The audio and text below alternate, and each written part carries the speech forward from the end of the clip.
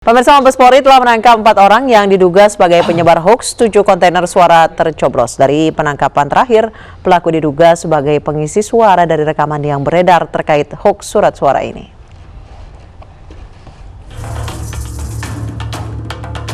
Sekarang ini ada 7 kontainer di Tanjung Priok, sekarang lagi geger. Tim Cyber Mabes Polri kembali menangkap 1 orang, yaitu BBP, sebagai pengisi suara di rekaman yang beredar di media sosial soal hoaks surat suara tercoblos di 7 kontainer. BBP ditangkap di Sragen, Jawa Tengah. Setelah melakukan pemeriksaan melalui scientific investigation, polisi membenarkan bahwa suara rekaman otentik dengan suara BBP. Memposting melalui Twitter terkait dengan 7 kontainer yang sudah berada di Tanjung Priok.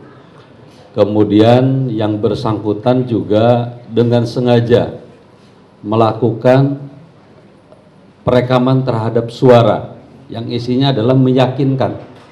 Jadi meyakinkan kepada masyarakat, kepada para yang mendengar voice yang bersangkutan bahwa seolah-olah betul-betul sudah ada 7 kontainer yang berada di Tanjung Priok terkait dengan suara yang sudah dicoblos. Kemudian pasal yang dikenakan kepada yang bersangkutan yaitu adalah pasal 14 ayat 1 Undang-Undang Nomor 1 Tahun 1946.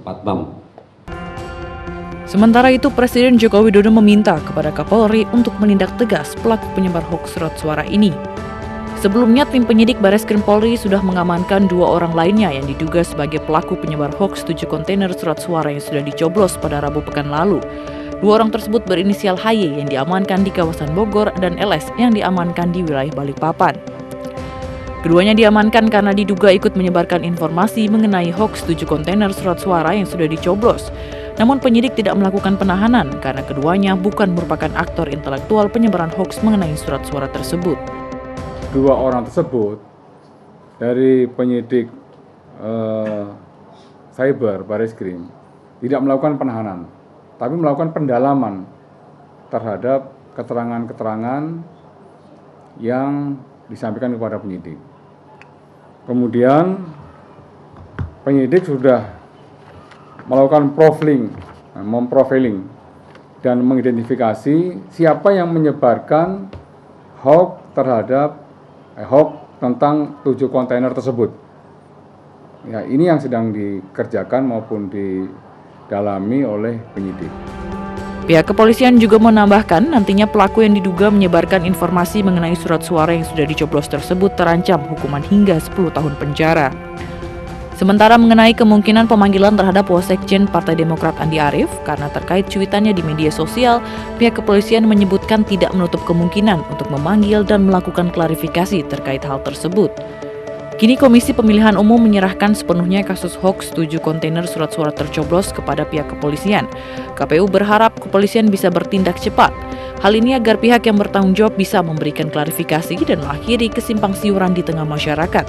KPU juga meminta masyarakat untuk lebih cermat dan tidak mudah menyebarkan informasi yang belum diketahui kebenarannya. Nah, kita menunggu proses itu, tapi kita mengharap proses ini tidak terlalu lama karena klarifikasi atau penjelasan atau kepastian orang-orang yang bertanggung jawab itu harus segera disampaikan ke publik sehingga tidak menimbulkan kesimpang siuran yang terlalu lama. Sebelumnya KPU telah melaporkan kasus hoaks 7 kontainer surat suara tercoblos ke Bareskrim Polri pada Kamis pekan lalu. Beredarnya informasi hoaks dinilai sangat meresahkan dan dapat menimbulkan ketidakpercayaan masyarakat terhadap legitimasi pemilu. Sekarang ini ada 7 kontainer di Tanjung Priok, sekarang lagi geger. Mari udah turun, dibuka 1, isinya kartu suara yang sudah dicoblos nomor 1, udah dicoblos Jokowi.